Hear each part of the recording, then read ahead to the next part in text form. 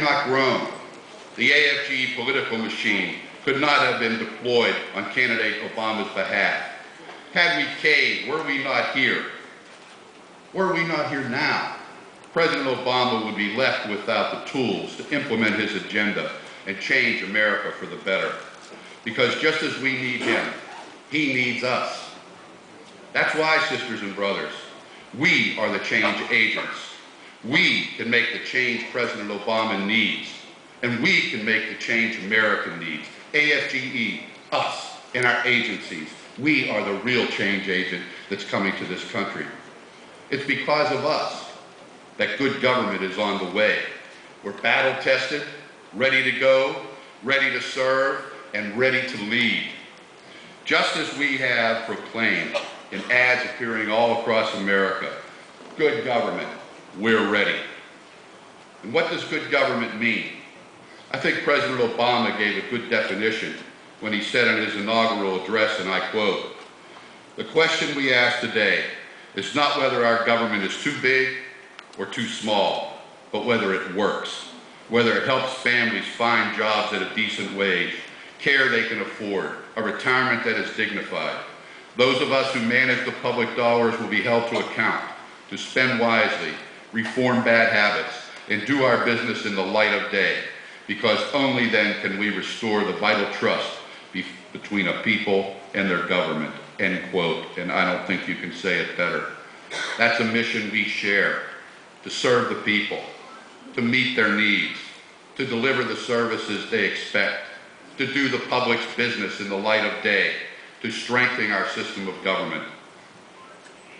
With good government as the framework and the prospect of so many new opportunities before us, we have a wide-ranging agenda.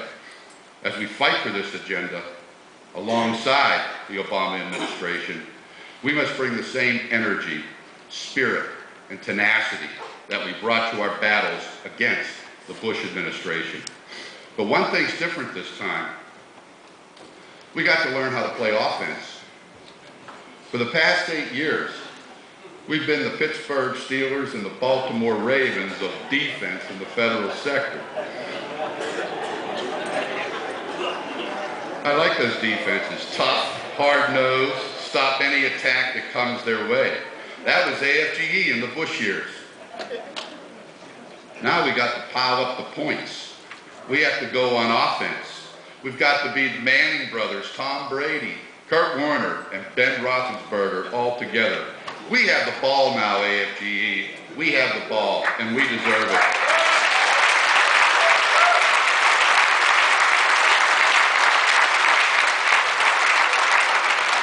The place to start is by completing our unfinished business. NSPS may be in critical condition, but it's still alive. So long as it is, it presents a clear and present danger to the civil service and to our fundamental rights. Let's not forget that DOD is the one cabinet post President Obama did not change. Let's not forget that even though we restored collective bargaining rights and civil service protections last year, DOD came right out of the box and issued regulations just a few months ago trying to take it all away again. Sisters and brothers, it's time to put NSPS out of its misery.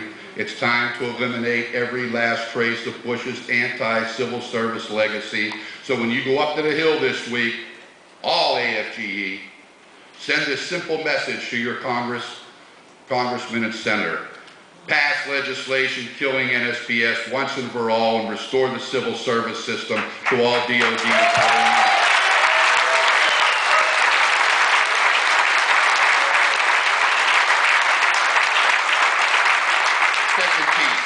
Second piece of unfinished business. It's time to give our heroic transportation security officers the same rights as all government employees, especially the right to bargain collectively. Every day that they work in a constitutional black hole is an outrage. President Obama said in his inaugural address that we reject as false the choice between our safety and our ideals. Surely this applies to TSA. Because giving TSA collective bargaining rights will strengthen our safety. It will empower airport screeners to better protect our lives. It will empower them to end understaffing, overscheduling. It will empower them to improve training and testing. It will empower them to reduce attrition. It will empower them to blow the whistle whenever they see something that isn't right. President Obama made clear he agrees with us. He pledged to, and I quote, work to ensure that TSOs have collective bargaining rights and a voice at work. He wrote that will be a priority in his administration. Sisters and brothers, NSPS, TSA, unfinished business for AFGE, priorities of every AFGE activist. Let's go out there and get it done, and let's get it done quickly. You with me on this?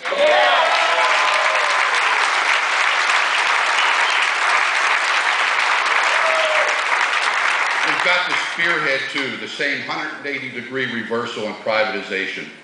President Obama has made it clear he does not accept the stale, ideologically driven thinking that somehow the private sector always does things better than the public sector. Anyone with a minimal understanding of history knows this is wrong.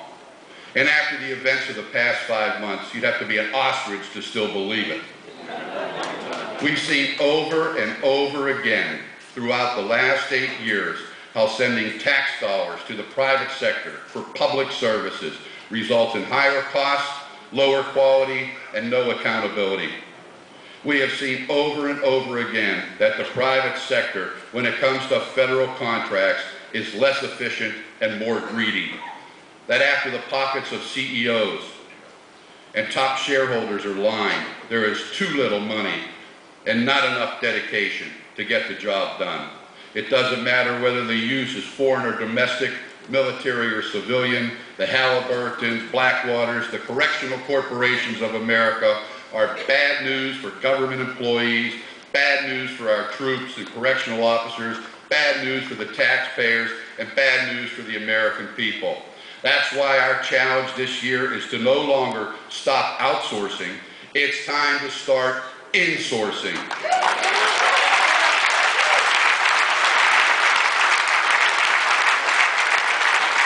It's time to aggressively go after areas of work that have been contracted out but belong back in-house, and to change the rules that are fair to all, giving our members the right to show that they can perform the work better and more efficiently, whether it is currently performed inside or outside the federal government. That means imposing on an A76 moratorium until reforms are enacted, eliminating direct conversions without full and fair competition, mandating that inherently governmental functions will be performed by government employees, and requiring agencies to give federal employees every opportunity to insource both new and outsourced work.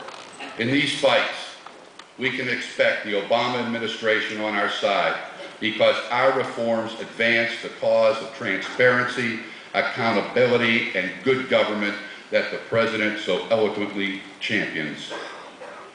With the election, brothers and sisters, of President Obama and the 111th Congress, we've taken our country back. Now it's time to get our work back.